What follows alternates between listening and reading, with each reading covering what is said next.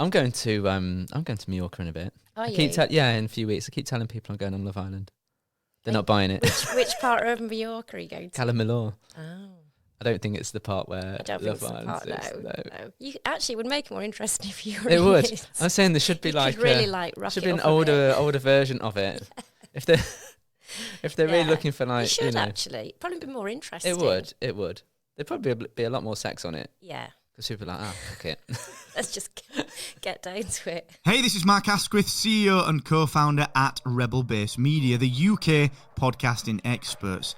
Maybe you're thinking to yourself, it's time that I started my own podcast. Because as we know, podcasting is a wonderful way to build audience engagement, a wonderful way to interact and connect with your audience, and it's a wonderful way to build your business. Well, you can get started with your own podcast today for just £1 by checking out Captivate.fm, the world's only growth-oriented podcast hosting company, analytics platform, and distribution centre.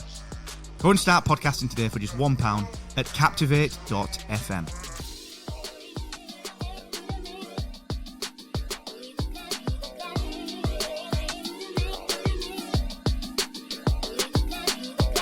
Hello and welcome to another episode of Marketed Not Live, the podcast for marketers who are looking to their own community to find out what's working now and, importantly, what's around the corner, what's coming up.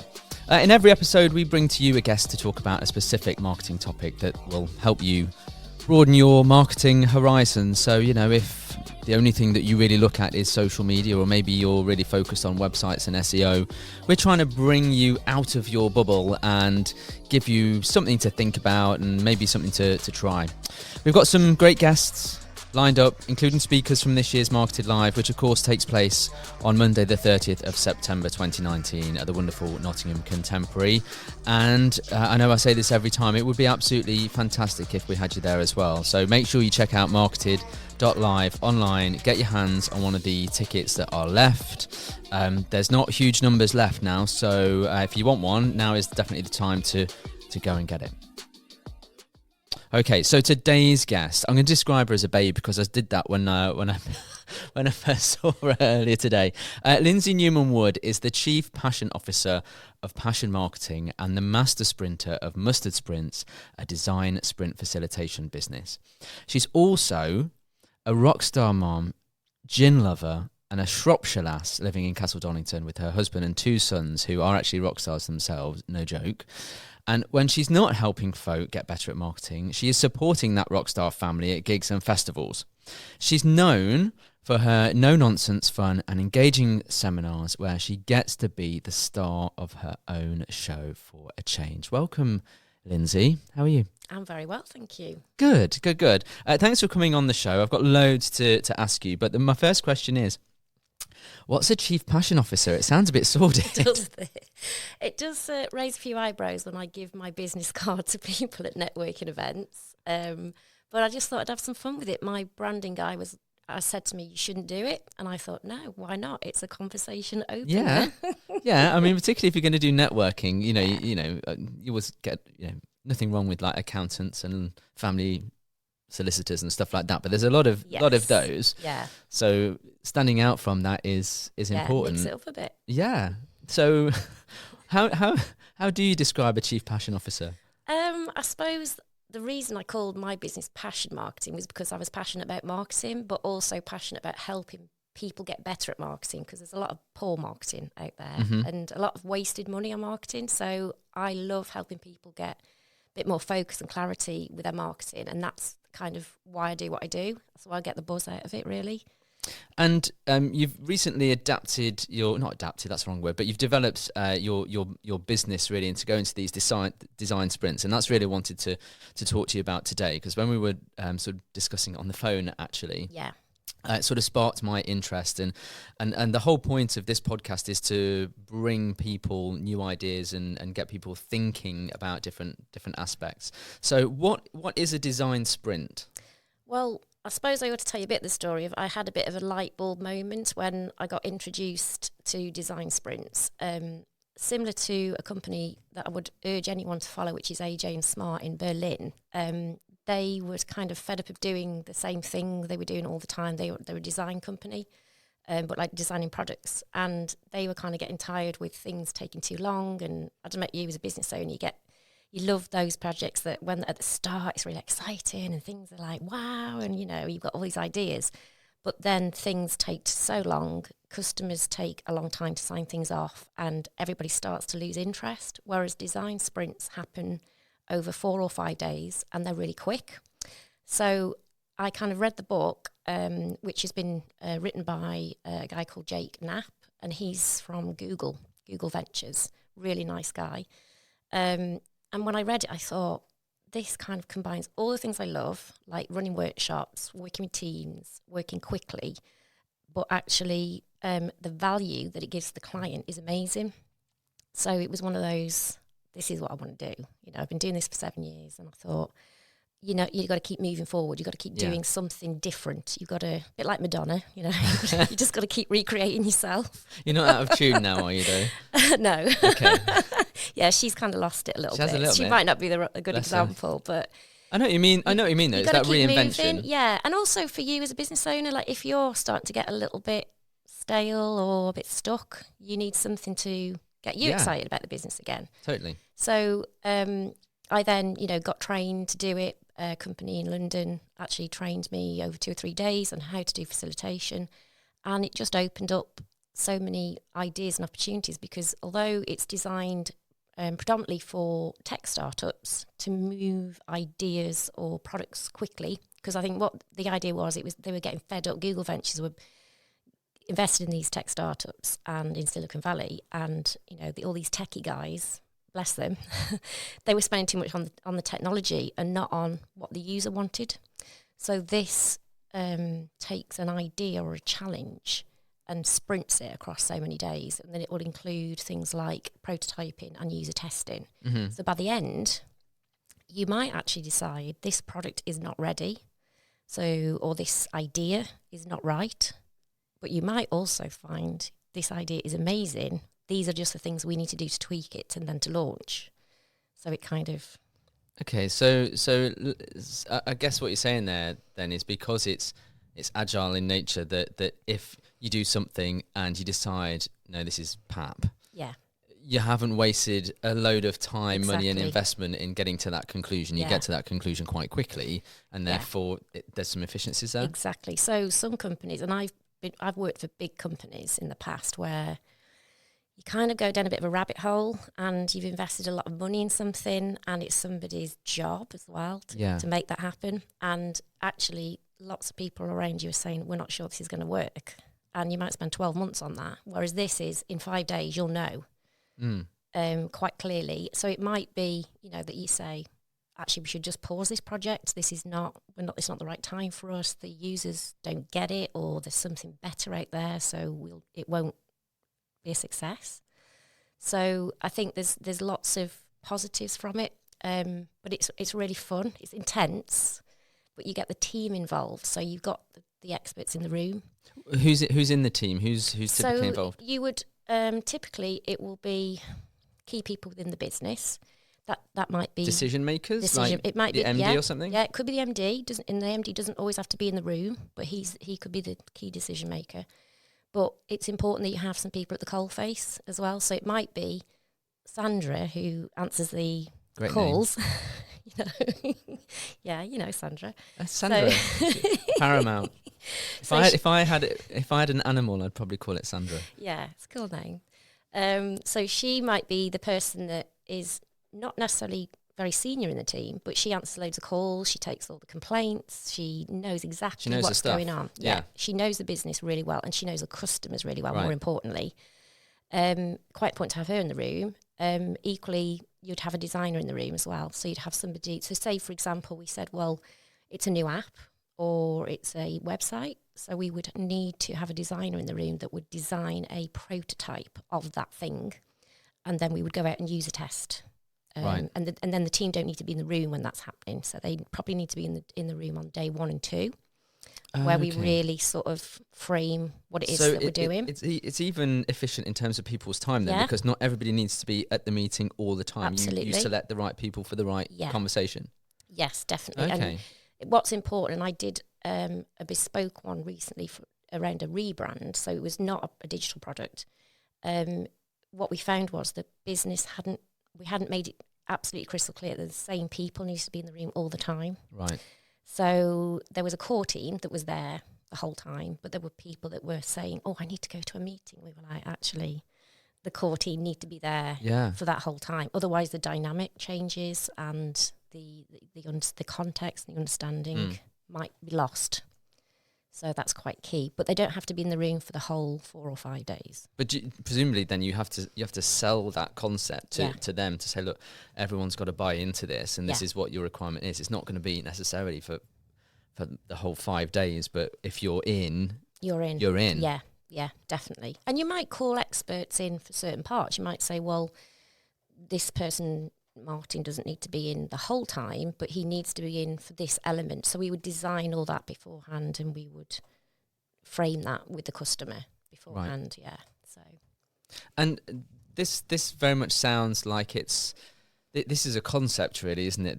The concept of design sprints, and I suppose people are used to things like sprints and agile and scrum for project management. So, what are the similarities and differences between, say a scrum project management thing and a design sprint? Because I don't actually know. Because I'm quite new to this, but I believe that there are similarities, but this takes the best of all those Sounds like systems. It, yeah. That I don't know the detail, but I do know that it takes the best of all those and brings all that together in quite a streamlined way. And a lot of it is believing in the process as well. So we do, Post-it notes, like I wish I had a company that made Post-it notes because I am using it a lot. Right. But the bit that I like about it as well is that the team each have a voice. Each person within the team have a voice. So if you've worked for companies where maybe there's a quiet person in the room, but actually they've got an amazing idea, they never get heard because they're not great at selling their idea or speaking up in meetings. This stops that. And do you, as the facilitator, bring them in? Is your job to find that person who's in there and you know what their role is, but maybe you've decided, look, they are being a bit quiet. Yeah.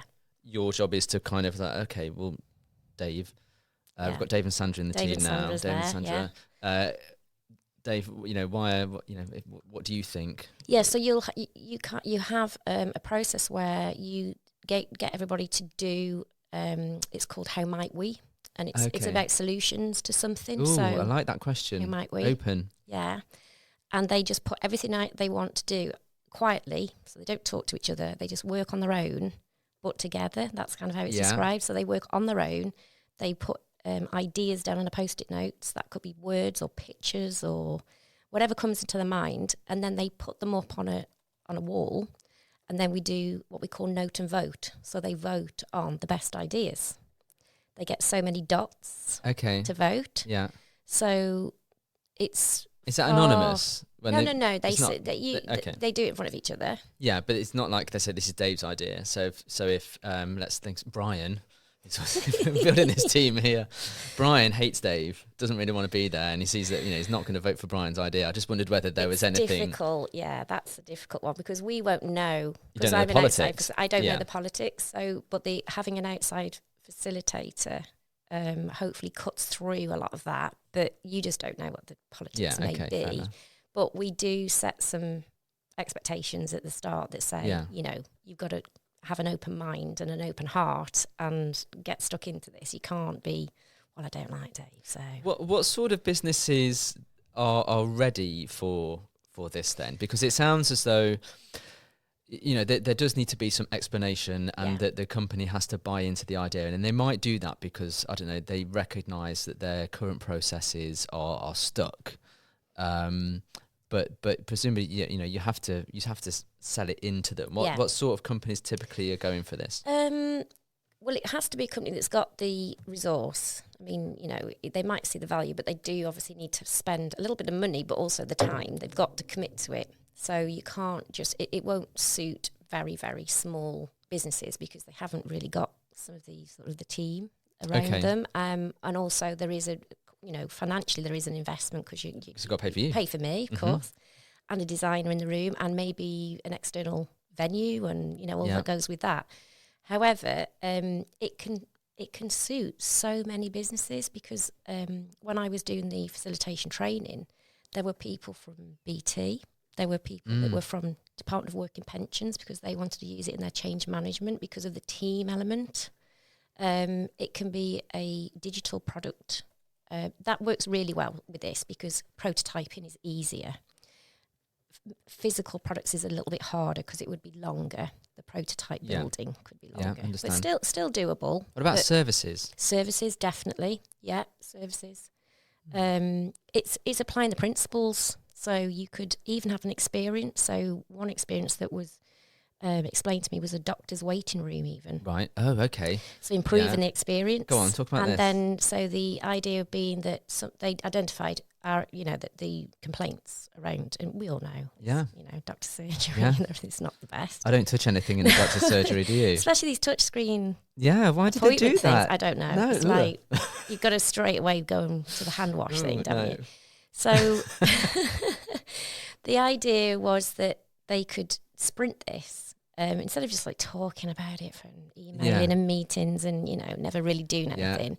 They did a sprint, and one of the biggest things was the accessibility. So people in wheelchairs, they didn't even have a ramp for people coming into the surgery who were in a wheelchair. And the way that they were greeted, and people had never been there before, they didn't know where anything was. So all that sort of stuff was taken care of. But it was the team that actually came up with it, the ideas, and then it was tested on people. So they actually tested the experience. And I would imagine that would be quite quick because there's no, unless, they might have to buy a ramp, right? But let's say it was not accessibility. Let's say it was, people complain about the touch screen. Yeah. Well, maybe the simple answer is to put the hand gel next to the touch screen. Yes, yeah. But that's quite quick to do, isn't it? Quite quick to do, yeah. So a good example as well in the book, which was a fun one, was a robot that a tech company had designed that would work in hotels. So if you went to a hotel in London tonight and you're in a rush and you forgot your toothbrush, they could send Gary the robot. Gary the robot. We've got a bit of a theme going on with the names. So Gary the robot could come to your room and bring you a toothbrush. So this sounded amazing because it would all the low-level tasks that hotel staff get asked to do but often can't, but it would make the experience better for the guest. They thought, well, this is a really great idea, but the robot was it looked like a bin, an upside-down bin.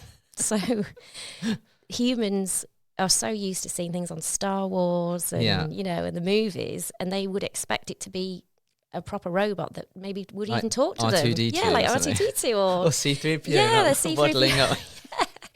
So they knew there was a high expectation. So when Google Ventures took this business under their wing and they said, look, guys, this is a great idea, but we need to sprint this. We need to do some work on this.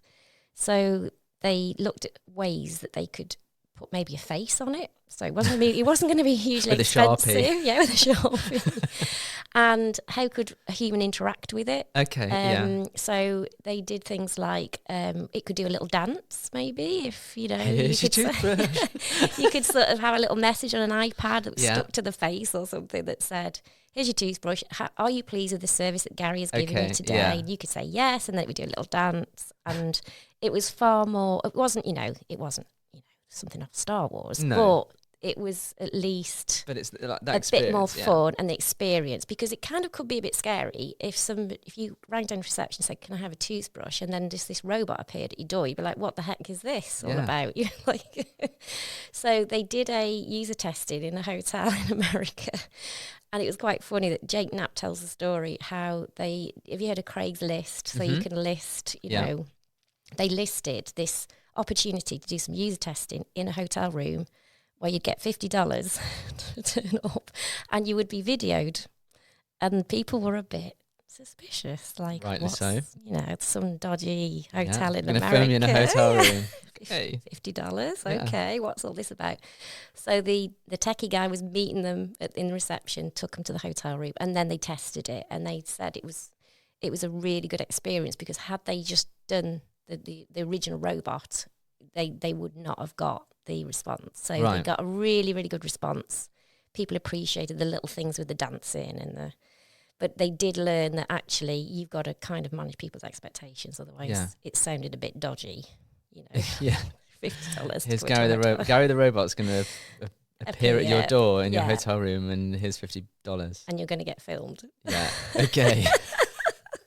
So that was what happened from that, was they got loads of interest. So they then sold into quite a big hotel chain, Yeah. and the PR from it was amazing. You know, they had this little robot that did a little dance and had a face. It was a bit friendly.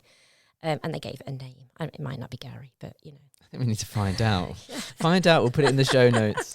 We will try and put a link or something in there. Yeah. So I'm wondering how, from a marketing perspective, because if it can be applied to anything and it can be applied to a service, I'm wondering how we can apply some of this to maybe marketing, the core concepts. You know, when we think about a campaign that we want to run, then, you know, we're looking at things like the audience and what's the creative and all of these kind of things. And those sometimes campaigns can take quite a long time to come to fruition. In fact, it's gone out of my mind, but there was a campaign that I saw recently, which I can't remember where I read it, but they were talking about how long this campaign had actually taken to get to market. I don't think it was like Warburton's or something like that, but it was a decent brand that had taken a while for this to come up. I'm guessing from what you're saying that if we applied that principle, what we're really looking at is getting, say, the marketing people in the room, the people who create who do the website, who create the Facebook ads and the social, the MD from the client, say, who's got to sign it off, and maybe some key stakeholders. Yeah. Oh, I used a bit of jargon there, stakeholders. Yeah, in a room. Yep. To kind of go, okay, well, let's use the same principle. So how might that work? Oh, how might we? Yeah, so that would be the big thing about design sprints is framing the challenge or the problem really, really clearly. So you can do some pre-work to that, which is called like a lightning decision jam, which is where you spend time with the client for about 45 minutes, being really clear about what it is we're sprinting here. Because if you're not clear and you're just like, well, I've got a bit of an idea. And so would that be like a launch? So if it was a launch for a product, so, you know, I know we're talking about services or whatever, but like if it was a product, you know, the service that we're trying to, I guess, sprint is the marketing campaign. Yeah. And they've got a product. So they want to launch the product, but it could be that actually, we want to launch a product we actually want to sell. So what's the thing there? Is it the launch or the sale? They would need to think carefully about what we're sprinting. So are we going to, we would spend some time thinking about, are we going to sprint building a prototype of a landing page or a Facebook campaign? Okay. It would be quite hard to do the whole campaign. It's possible, but it's... So you can chunk them down. You can chunk them down, yeah. So you might say the campaign is so for example, one that I did was a banking app. Yeah. So the bank had decided that they were losing out. They were a bit of a traditional bank and they were losing out to people like Monzo. So how can we compete with someone like Monzo and gain market share, for example? So you would sprint the campaign around how do we get people to come to our app, and why is our app better than Monzo, and how are we going to target people? So you would work on that. Yeah, does that make sense? Yeah. So you might not do, well, we'll do all the PR around it and we'll do this and do. There'll be talk of that, but the prototype will be how do we get people to come to that app. And then what is the user experience? So you've almost, if I was to pretend to write a diagram here, you've got that initial problem of let's understand the challenges and work out the reasons why we're better. Yes. That's maybe step one. Yeah. In terms of the campaign, well, it might be that out of that comes a need for, well, actually we have to explain that. So let's explain that in a video. So what does that video look like? Yes. That could be another sprint. Yeah. Okay. Yeah. You could then prototype the video. Yeah. Yeah. So you could have a couple of things that come from that sprint. But what you'll get by the Friday is you should be really clear about what that journey will be like. Right. Mm-hmm. And so you'll have a prototype and you'll have enough to go away and then build the proper thing. Yeah, okay, I understand. Does that make sense? Yeah, absolutely. Yeah. So that it takes less time to get to a decision on what the next steps are. Yeah. You agree what those steps are and you've got tasks or whatever to go and do that. And then is there an opportunity then to sort of reconvene and say, well, let's show what the prototype is, or let's what about after all that, when the campaign's launched, say, and we need to assess whether or not it worked? Is there any kind of analysis phase of a design sprint? Traditionally, you would do that sprint, and then the client would decide, right, we've got enough here to carry on, thank you very much. Yeah. But you would, obviously, as a facilitator, you would go back and look at, well, how did that go? What were the results? That sort of thing. And then you may even say, we need to sprint again because we built a prototype. Yeah. We need to tweak the prototype. We need to do it again, and we need to do user testing with a different group. Right. And then this is your final prototype ready to go to the real thing, if you like. Okay. So it just depends on the client and also how well the sprint goes in that week, really. So okay. So there's lots of different ways that this can be adapted. Yeah. Lots of different. It's not limited by sector or anything like that. It's thinking and putting that in.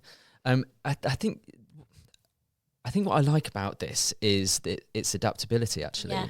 That it is about thinking, and as I said at the beginning, what we're about here is trying to get people to think about things in different ways. Because if I was to say, I don't know, talk about a generic marketing campaign, you'd get the marketing manager or director, and you get the team, and then maybe do a bit of brainstorming on a whiteboard, and then someone would be tasked to go and create a Facebook ad or something like that.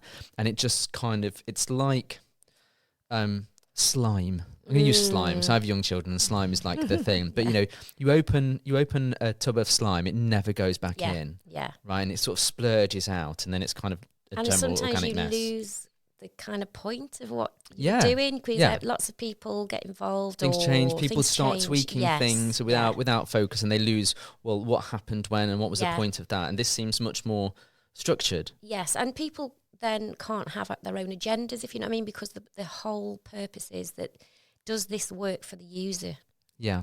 Does this campaign work for the human at the end of this? So, I mean, this is kind of like audience definition as well, isn't it? Yeah. And understanding who they are and what the experience is that they need to get from that. Yeah, so you can't argue with that. If the user testing says they just didn't get it, or they like parts of it, but other parts were really clunky and they didn't get it, you can't argue with that.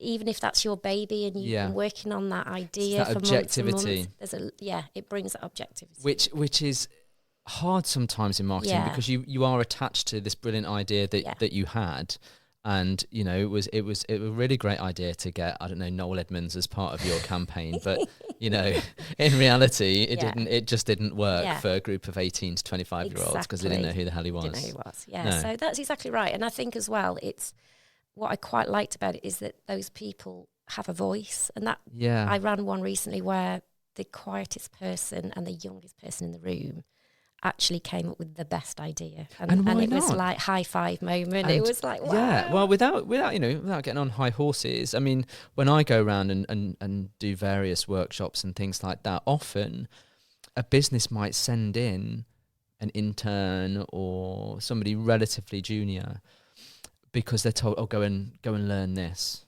off you go. And actually they have such brilliant ideas because actually they're fresh. They haven't got any baggage. Oh, no, that won't work, and all that kind of stuff. Yeah. So I think that's great that it brings people in. And in a business, and I've been there myself, when you're really busy and somebody comes in and says, I've got this amazing idea, and I've already worked up a business plan and a sort of a reason for us to do it, and then everybody just goes, we'll just go with Tim's. He's got the idea, he's already worked on it. Come on, let's just go with that. And it's like, but Tim's idea might not have been the best idea, but we're all busy, and he's put a bit of graft in, so let's just crack on with that. I'm using the Love Island phrases now. So we watch it. Crack on. And graft in. Let's crack on, because I've got some general questions to ask you. Okay.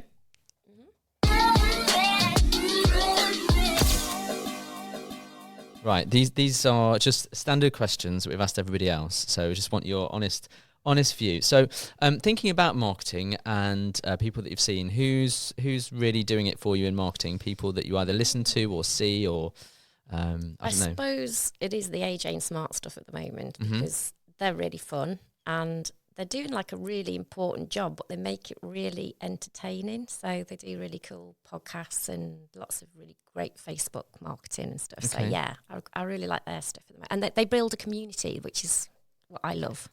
The communities are everything for sure. And what about technology? What piece of technology are you using a lot that you really like at the moment? That's a good question. Well, I've tried a bit of Snapchat, and I'm just not getting my head around that. I'm obviously too old for the Snapchat thing. Technology. What am I using? I can't think of anything like that's new that I'm using. Okay, well, it doesn't have to be new. I just can't think of anything. Okay, that's fine. No worries. What about an advert? An advert that you've seen that's any good? Gosh. Like a product or... Yeah, I don't know. Must be the Love Island ones because, you're watching it. Yeah, I know, but I'm still not enjoying it, but I'm making myself watch it. Stay down with the kids, Lindsay.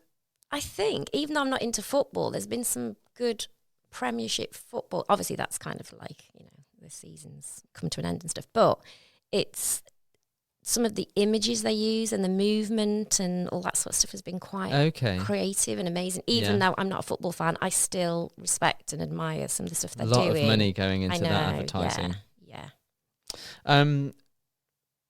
You've been to MarketEd Live. Yeah. Why should people come? It's a really good day, and you leave with loads of ideas. And you I think the problem is when you work in marketing, and especially if you work in an agency or a big company, you can kind of get a little bit carried away with what you're doing, and it makes you open your mind. So you're sitting with great people that you can chat with and network with and just exchange ideas and thoughts, but also the speakers are really good and they're very inspirational. So you're writing loads of notes and you're thinking about how can I apply this back in the office when I get back, and it definitely gives you that, and it's a fun day. It's a really nice day. It is fun. It is fun. Well, I mean, that comes down to experience again, and whether there's a good experience. That's what we're trying to do. Thank you for that. Thank you for coming on today's show. Where can people get in touch with you, or if they want to connect with you to talk about design sprints, what's the best way of them getting in touch? A couple of ways. So I'm on LinkedIn, Lindsey Newman-Wood, or you can, I'm on Instagram as well. I'm on Twitter. Snapchat? Yeah, don't bother with Snapchat. I don't get it. I'm rubbish at that bit. But yeah, I'm always open to chatting to people because I just think design sprint's exciting. I'm happy to even just have a coffee and a chat with somebody to tell them the benefits of this. It's the future. It's the future. That you heard it here first, folks. Go and connect with Lindsay and go and look up some design sprints. Thanks very much, Lindsay. Okay.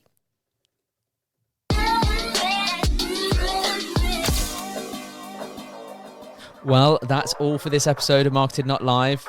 Don't forget, if you have enjoyed our little chat today about design sprints, then please leave us a review on the podcast platform of your choice. And just help us spread the word about the podcast. People may want to listen to it, and hopefully they'll come to MarketEd Live in September. But if they can't come, then at least they've got something interesting to listen to. But talking about the event, remember, it brings together experts from all marketing disciplines. So, if marketing is your thing, or if you've just got an interest in it, then we need to see you there. So visit marketed.live for all the info on speakers, travel options, accommodation. Read the blogs from your fellow attendees and speakers. And hopefully we'll see you there. If not, we'll see you next time on MarketEd Not Live.